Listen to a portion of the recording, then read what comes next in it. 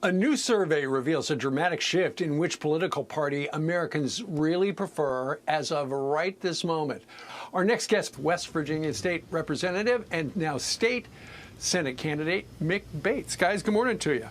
Mick, you're in West Virginia. You were a Democrat and now are a Republican.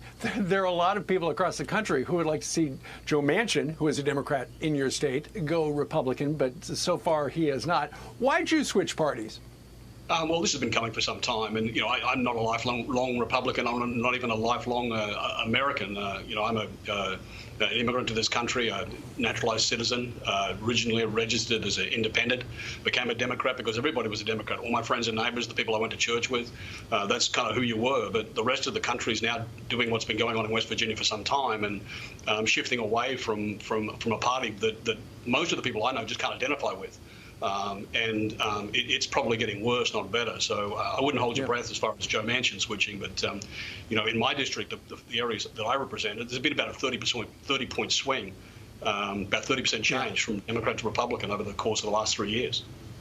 Mick, I've heard from so many Democrats who are, moderate Democrats. They say, the party has just gone so far to the left out of Washington, D.C. I just don't even recognize that party anymore.